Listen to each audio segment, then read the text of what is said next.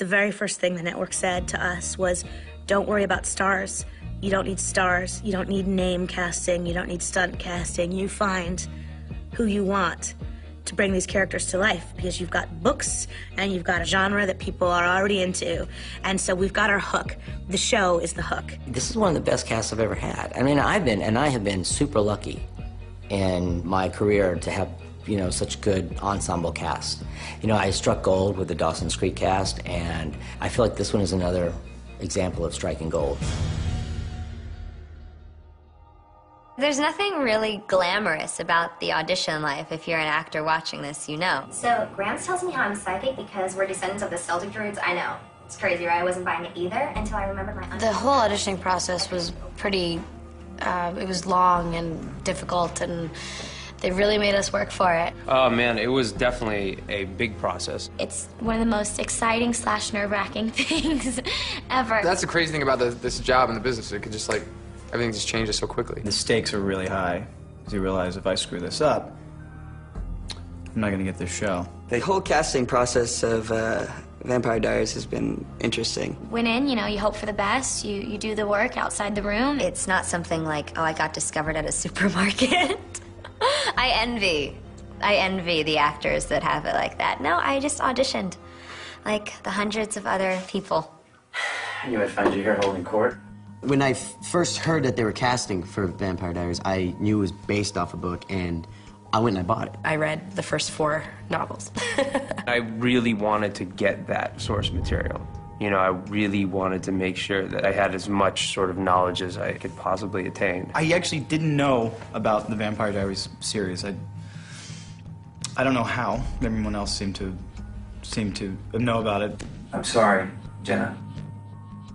About your sister. Casting the rest of our supporting characters, believe it or not, the ensemble was very, very, very easy. They had all the girls audition for Elena regardless, just to kind of categorize where they wanted to put each actress later on when they were breaking everything down. I think they did something similar with the boys as well. You okay?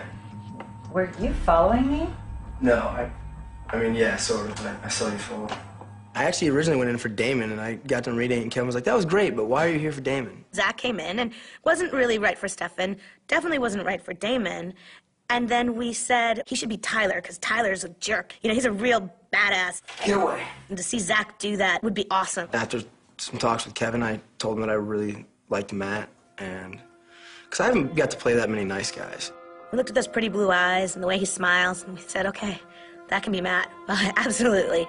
Vic, what attacked you in the woods? My cousins told me that Matt in the books was a nice guy, but like very soft. And so I didn't really want to read the books and kind of have like a predetermined way of Matt. I wanted to maybe, you know, have Matt still be a really nice guy that's endearing and honest, but also at the same time have a strong backbone. Who knew you and me? Well, who knew you could be fun?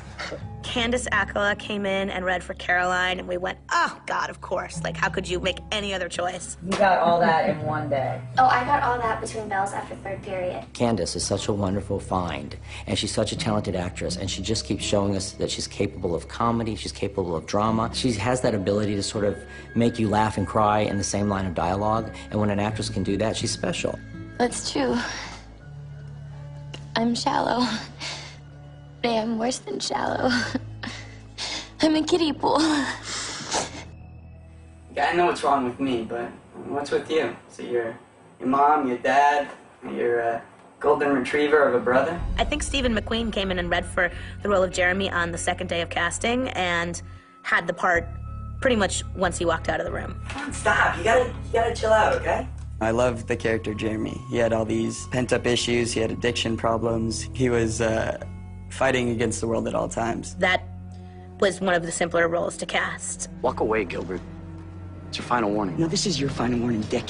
I'm sick of watching you play Vicky. If you hurt her one more time, I swear to God, I will kill you. The Black Crow breeds death. No, wait. Katarina Graham, who's just this like bubbly light of wonderful, beautiful energy, came in, and she had that part right away. Yes! You should go. Don't sit home. You're doing good. Keep it up. I sort of got right onto the tail end of the auditions for the Vampire Diaries. We thought that all the roles had been cast. Sarah Canning, who plays Aunt Jenna, read on tape in Vancouver. and we cast her off the tape because she was so good. 4 months ago, I didn't even know how to take care of a plant. Okay, so I'm not pretending to be some expert on parenting.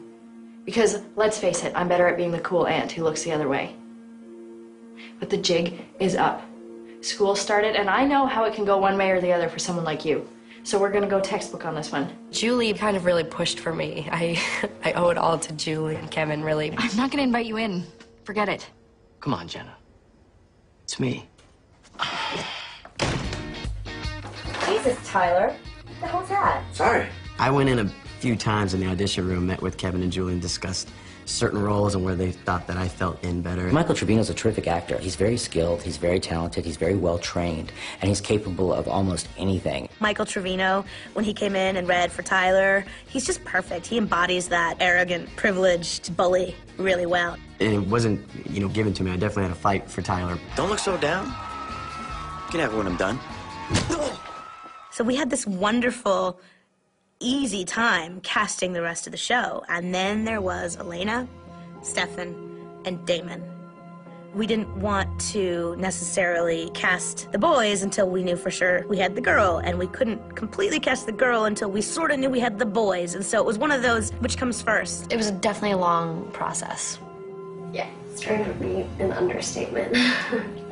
Nina Dobrev was the first person who had her part of the threesome. Once we sort of zeroed in on her, it was done. It was done. She was Elena. When I first got the part and it was announced that I was playing Elena, so many people were outraged that I wasn't blonde, and they were saying, is she gonna dye her hair? Like, this can't be possible. L.J. Smith, the novelist of The Vampire Diaries, spends a lot of time talking about Elena's beautiful blonde hair, and everybody who knew the books first always saw Elena with blonde hair. Well, not exactly the case right here. And truthfully, when we set out to cast Elena, we were hoping we would find a beautiful blonde actress to become our Elena. I absolutely 100% understand why the fans were upset that Elena wasn't blonde.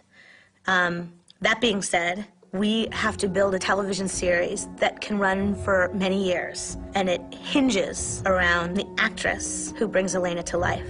It was a sacrifice that had to be made, and we're not sorry. You need to chill yourself. Chill myself.